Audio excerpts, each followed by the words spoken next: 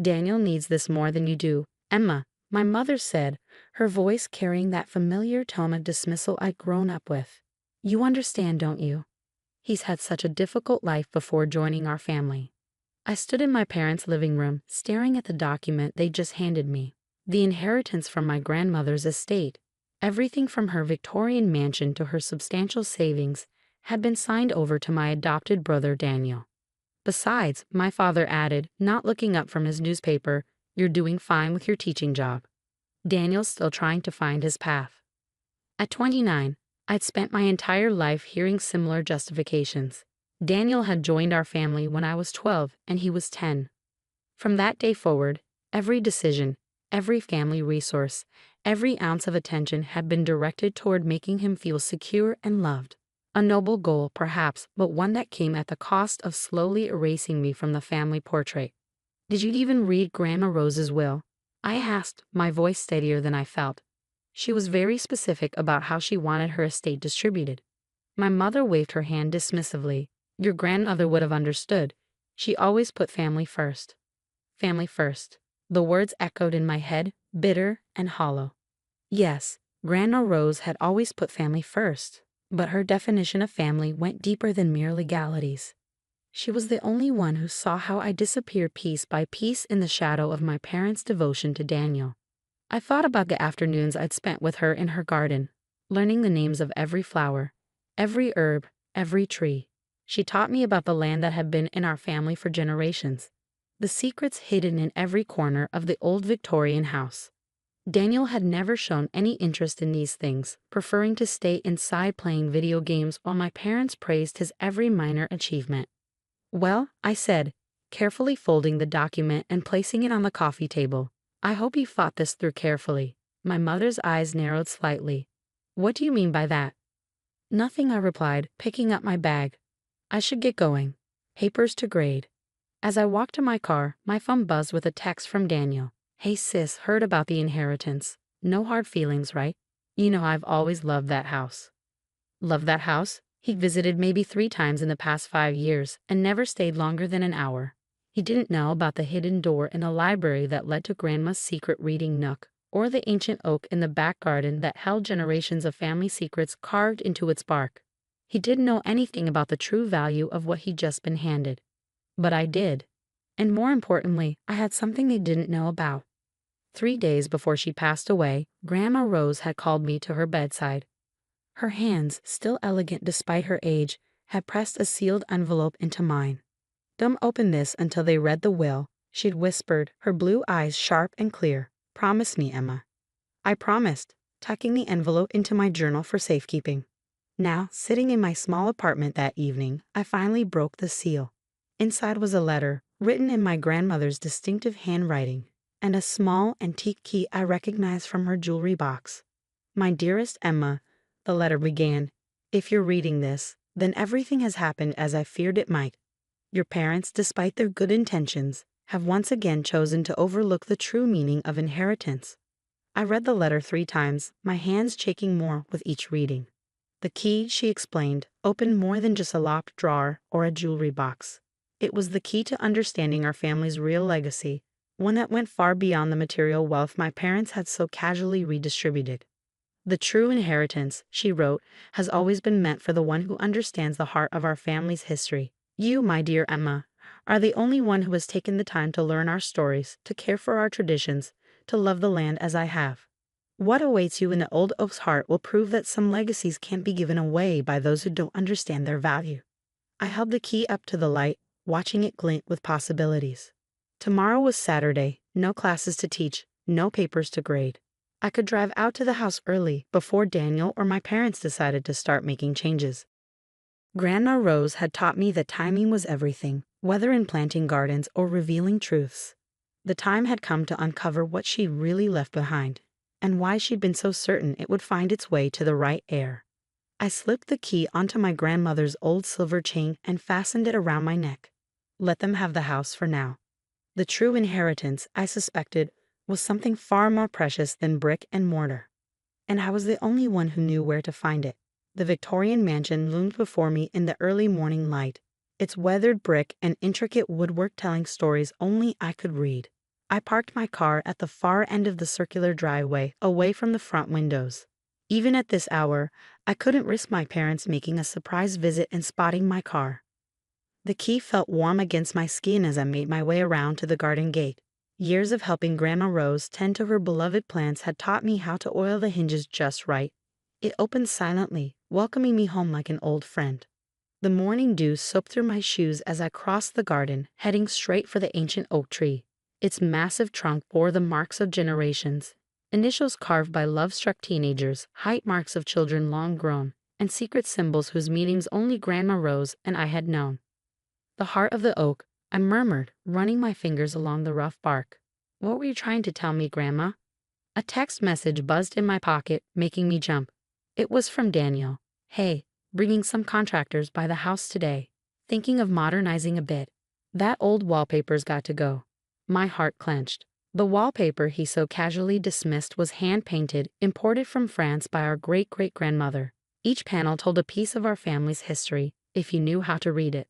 But I couldn't think about that now. I had to focus on the task at hand. I circled the oak tree slowly, remembering all the stories Grandma Rose had told me about it. This tree had survived storms, lightning strikes, and multiple attempts by various family members to cut it down.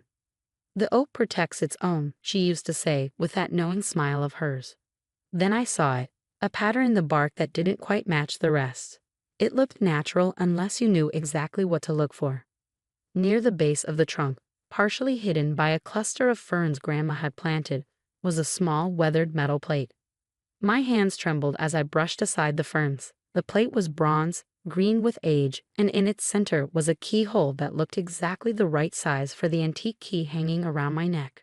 Another text buzzed, Mom and Dad are coming too. Dad's talking about turning the library into a home theater. Cool, right? I ignored it, focusing instead on fitting the key into the lock. It turned with a soft click that seemed to echo through the garden. The metal plate swung open like a tiny door, revealing a hollow space within the massive trunk. Inside was a leather-bound book, its pages yellow with age, and a small wooden box. I carefully removed both items, settling down at the base of the tree, in the same spot where Grandma Rose used to tell me stories on summer afternoons. The book was a journal, its pages filled with handwriting I recognized as my grandmother's. My dearest Emma, began the first entry, dated just 2 years ago. If you're reading this, you've proven once again that you are the true keeper of our family's legacy. What I'm about to share with you has been passed down through generations, always to the one who understands that our real inheritance isn't in buildings or bank accounts, but in the stories and secrets we preserve. I opened the wooden box next. Inside, nestled in faded velvet, was an old-fashioned signet ring bearing our family crest. I'd seen Grandma Rose wear it on special occasions, but I'd never known its significance. The journal explained everything. The ring wasn't just a piece of jewelry, it was proof of ownership of our family's true legacy. Along with it came the deed to a property I'd never known existed, a small but pristine piece of land in the mountains, protected by old laws and family trusts that couldn't be broken or transferred without the ring. This land, Grandma Rose had written, has been our family's sanctuary for generations. While others fought over mansions and money, the ones who truly understood our heritage protected this place. It's where we've kept our most precious documents, our real treasures, and our most important secrets. Now it's your turn to be its guardian. My phone buzzed again. A photo this time. Daniel, Mom, and Dad standing in front of the house with a contractor. Starting renovations next week, the caption read. I slipped the ring onto my finger, surprised by how perfectly it fit. The morning sun caught the engraved crest, sending a glint of light across the garden. Let them have their renovations, their modern updates, their home theaters. They could strip away every bit of history from the Victorian mansion, trying to reshape it into something new and shiny and soulless. The true heart of our family's legacy was safe with me, just as Grandma Rose had planned. She'd known all along that sometimes the most valuable inheritance isn't what everyone else is fighting over. It's the quiet truth waiting to be discovered by the right person. I gathered the journal and box, carefully closing the oak's secret compartment. It was time to visit this mountain sanctuary and claim my real inheritance. The mountain property took my breath away. After a 2-hour drive following Grandma Rose's detailed directions from her journal, I found myself standing before a hidden valley that seemed untouched by time. A small stone cottage, weathered but well-maintained, sat nestled among ancient pine trees. A crystal-clear stream wound through the property, its gentle murmur a constant melody. Using the signet ring as a key, just as the journal had instructed, I opened the cottage door. The interior was simple but beautiful, with hand-carved furniture and shelves lined with leather-bound books. Everything was immaculately preserved, protected by our family's secret network of caretakers mentioned in Grandma's journal. As I explored, my phone kept buzzing with updates from home. Daniel had already started demolition on the Victorian mansion's library. Mom sent photos of workers ripping out the antique wallpaper, while Dad proudly described their plans for a modern open-concept layout. Found some old books and papers in the attic, Daniel texted. Probably just junk, but letting the contractors clear it out. I smiled, running my fingers along the real treasure trove of family documents safely stored in the cottage's study. Grandma Rose had gradually moved everything of true historical value here over the years, leaving only the everyday items behind in the mansion. The afternoon sun streamed through the cottage windows as I settled into a comfortable window seat, one that reminded me of countless hours spent reading with Grandma Rose. I opened her journal to the final pages I hadn't had time to read before. "Emma, my darling girl," she'd written, "by now you've discovered our family's true sanctuary. But there's one more thing you need to know. Our family's strength has never come from excluding others, but from recognizing and nurturing the spirits that match our own." I barely finished reading when I heard a car approaching, an unusual sound in this secluded place. Through the window, I recognized my parents' car. My heart raced, but then I remembered Grandma's words about strength and took a deep breath. They emerged from the car looking confused and slightly embarrassed. Behind them came Daniel, his usual confidence notably absent. "How did you find me?" I asked, meeting them on the cottage's porch.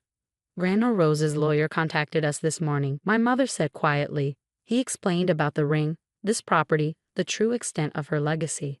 "Why didn't you tell us? Would you have listened?" I asked simply. My father looked down at his shoes.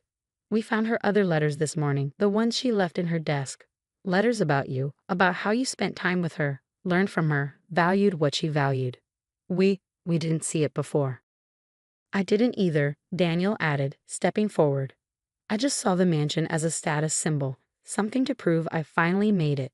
But reading those letters, seeing how much family history I was about to destroy," he shook his head.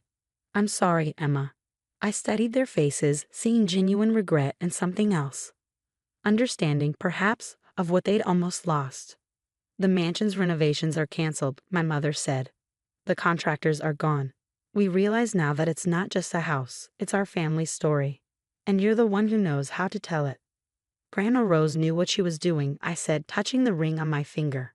"This place, the mansion, all of it, it's not about ownership, it's about stewardship, about preserving our family's real legacy." "Will you teach me?" Daniel asked suddenly. "About the family history, the stories, everything Grandma Rose taught you? I'd like to understand, really understand this time." I thought about Grandma's final words about strength coming from inclusion, not exclusion. "Yes," I said. "I'd like that."